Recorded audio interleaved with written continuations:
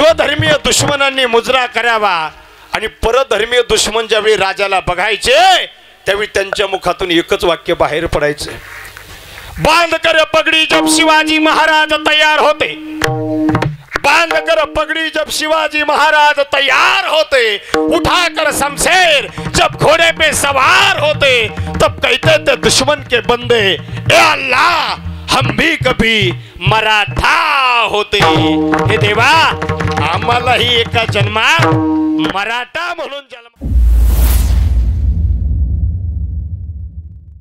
वयाच्या 16व्या वर्षी स्वराज्य स्थापनेची प्रतिज्ञा केली। एक एक किल्ला महाराजाने जिंकला, स्वराज्य महाराजाने निर्माण केलं।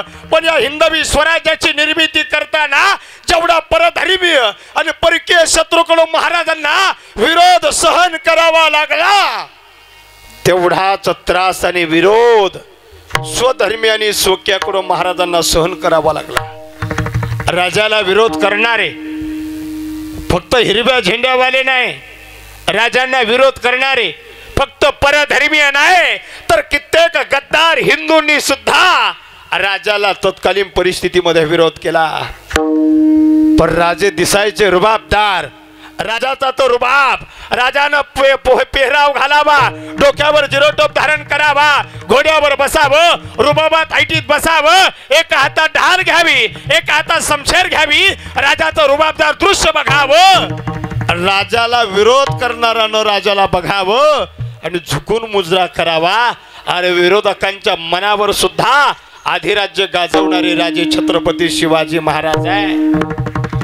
स्वधर्मीय दुश्मनांनी मुजरा करावा आणि परधर्मीय दुश्मन ज्यावेळी राजाला बघायचे त्यावेळी त्यांच्या मुखातून एकच वाक्य बाहेर पडायचे, बांध कर पगड़ी जब शिवाजी महाराज तैयार होते, बांध कर पगड़ी जब शिवाजी महाराज तैयार होते, उठा कर शमशेर जब घोड़े पे सवार होते, तब कहते थे दुश्मन के बंदे ए अल्लाह हम भी कभी मराठा होते। हे देवा आम्हालाही एका जन्मात मराठा म्हणून जन्माला घाल। शत्रूने सुद्धा राजांचा मावळा होण्याचं भाग्य बोलून दाखवावं हे राजाने गाजवलेलं कर्तृत्व आहे। महाराजाने स्वराज्य स्थापनेची प्रतिज्ञा केली 350 वर्षापूर्वी। आजही छत्रपती शिवाजी महाराजांचं नाव घेतलं की आमच्या अंगावर काटा उभा राहतो। छत्रपती शिवाजी महाराज की म्हटलं की आमच्या अंगावरती रोमांच उभे राहतात।